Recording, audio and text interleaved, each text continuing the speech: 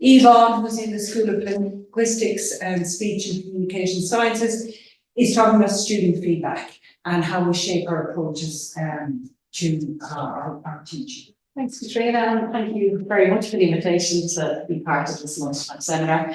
Mine's a little bit probably less informative and more some questions that I've just been musing over on the last year in particular, and really thinking about. We've talked a lot about MCQs and polls and students testing their learning, and I suppose I have a question about that from my area. So I'm an assistant professor in the Department of Clinical Speech and Language Studies, and primarily from an undergraduate point of view, I'm involved in supporting speech and language therapy students. So they're obviously getting their degree, same as all our other Trinity graduates, but they're also gaining clinical skills needed to register as a professional speech and language therapist. So practice education is a big part of the degree, and learning those clinical skills. And I'm smiling to hear you talk about the cranial nerves. That's something our students often worry about. Those kind of very practical skills are part of the degree. And I'm going to just chat a little bit about our experience in COVID. And like everybody else, the world's turned upside down. And a particular challenge we had is that our practice education typically happens out in clinical settings with working speech and language therapists. And a huge proportion of publicly funded speech and language therapists were redeployed. They became COVID testers and contact tracers. So those placements disappeared, and where placements stayed, students were often not allowed to go on site, and it had to be remote. It's moving on a bit quick for me.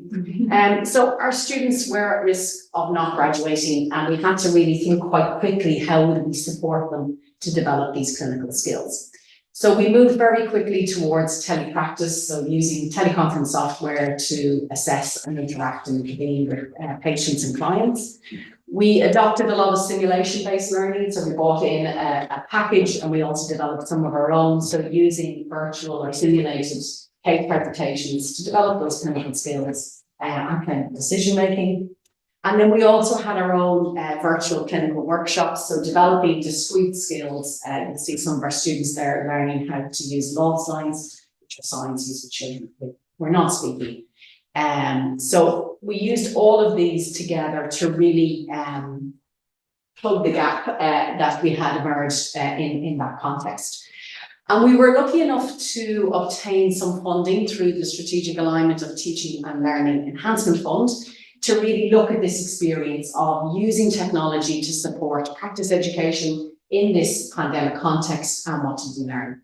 So we brought 3 student co-researchers on board, and we did a 6-step co-design study looking at that experience and seeing how could we learn from it and develop. So we used focus groups, both with the students and practice educators, supporting them. Our student focus groups were facilitated by students rather than ourselves. And as I said, we also had focus groups with our practice educators.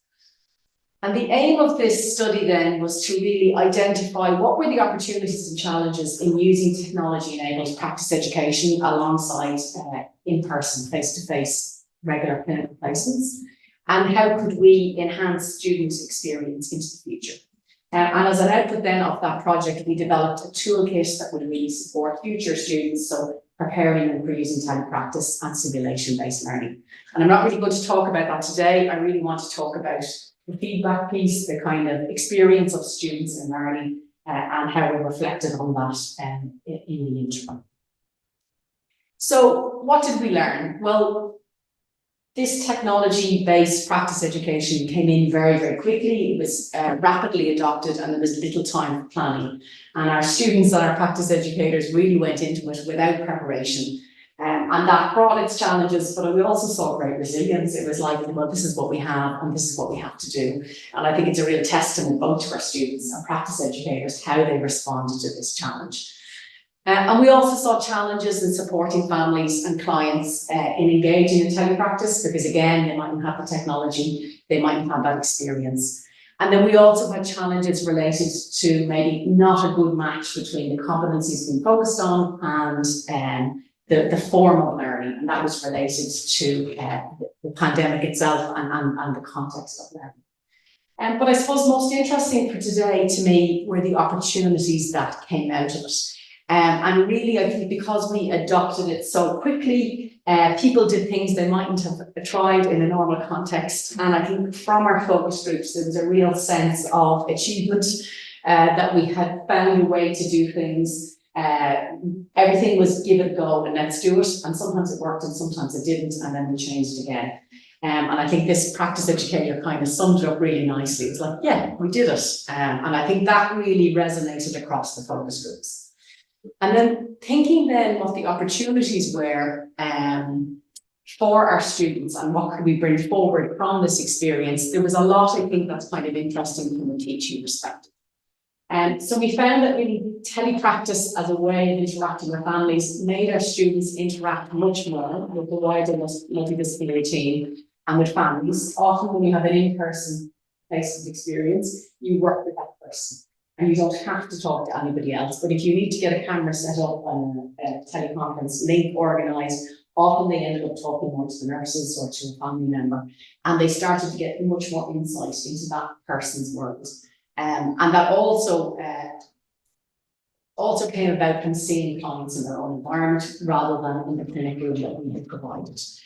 So I think that was all very useful and brought new learning that maybe we hadn't thought about. The simulation-based learning then, what came through very strongly from the students was this opportunity to rehearse and practice skills. So because it wasn't a real patient and because they would go out in placement and see such a variety, they could use the simulations to do the same thing over and over and get maybe a lot more skilled in particular skills. And also we used a lot more polls, particularly anonymous polls, and they loved these, which is quite interesting coming across the 3 presentations. So they wanted to be able to engage with learning materials for longer and to be actively engaged, but they didn't want to put their hand up and be identified. So the anonymity of polls was really valuable. Can I test my learning without anyone knowing I got it wrong? So that was very strong across the focus groups. And they also really liked the idea of more simulation in advance of either telepractice or face-to-face clinical experience. They wanted standardization, fairness across students, and this ability to engage for longer, to rehearse, to be more prepared. And generally then we also saw more flexibility in how we use technology. So if a practice educator is sick, or a student is struggling, there's more opportunities to fill in and change the way things might happen where in a traditional placement they might have just been cancelled. So just to quote there from one of the students, like this idea of being able to have those polls, to know how I was doing, but not be embarrassed or awkward, but having that interaction. So this all felt very positive, and I think it is very positive, and it's given us ways to think about engaging students more. So I think now what we're trying to do, or what came out of this project, is that using a wide range of technology-based practice education alongside our face-to-face was better. So we want to keep some of that and not just return to a full traditional face-to-face placements. And technology offers benefits beforehand and also where we have those students who might be struggling. And we recognise too that telepractice in particular has distinct benefits. I kind of touched on some of those. It also has distinct drawbacks. And that students getting prepared for our kind of modern healthcare are going to need experience of both telepractice and face-to-face. And telepractice requires specific skill and knowledge as well, and we developed that toolkit that really addresses things like professional identity and preparing families for telepractice. As I said, that's not the focus of today. So I suppose reflecting on from where we were when we did the project and where things are now, in terms of our practice education, we have shifted back towards a more primary in-person face-to-face practice education, but we're using a lot more of the technology-based learning opportunities, and they're really augmenting or supporting our in-person placements. We're now using simulation as preparatory learning, so we're standardising that experience as the students wanted across the student group, and as we're also using it for struggling students. And I would say generally we're using more polls, more quizzes, and more technology-based learning in practice education to rehearse and practice those discrete skills for students. And then I looked at our feedback then for this year, and I haven't put any examples up because I just wasn't sure about the confidentiality, but what we're seeing from the module surveys and also from a new research project we've just started, as well as talking with recent graduates and those co-researchers, is that we're really getting a push for more and more and more of Cole's ability to test learning, knowing what they know themselves, and I suppose an increase maybe in anxiety around essays, fuzzier tasks. I suppose what we were getting is this desire for more ways to test and measure their learning, more specific instructions on what to do, particularly in practice education learning activities, and they want more sample essays, sample exam questions, MCQ tests. And just one comment made and the feedback is this idea of that teaching staff should be coaching students to achieve higher marks.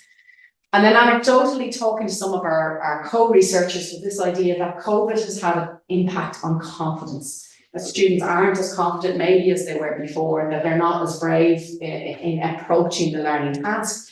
And I'm starting to think that maybe some of this is around certainty around what I need to learn and how to learn it. And so we've talked a lot about this as a teaching team and how we might address it. And, you know, in a way, it's great we have all these innovations and supports, but is there an impact of that enhanced support and structure maybe we're bringing to the learning tasks? And do we need students to get a bit brave again and maybe go looking for answers that they're not sure maybe what the question is? So we've taken a few steps this year to try and address the balance of this. We have had conversations with a number of our year groups around the range of learning experiences they might need. We've tried to highlight again some expectations around self-directed learning. We went back and revised our problem-based learning briefs, and we've made them much less structured, more open, and tried to offer students opportunities to follow their own avenues of interests. And I suppose we continue to reflect on how do we support students to be more confident with less certainty. So I suppose for me, the challenge for the future is how do we provide a range of learning experiences that allow students maybe to develop those discrete clinical skills and competencies, but then also become independent and critical thinkers that we want them to be as part of the graduate attributes. And how do we support students to have the confidence to engage in what I call messy learning opportunities where the answers mightn't be obvious or prescribed. And I suppose for me as well, getting them to think about how they might measure less concrete learning, so how they're developing as future graduates, rather than do I know this actual piece of knowledge.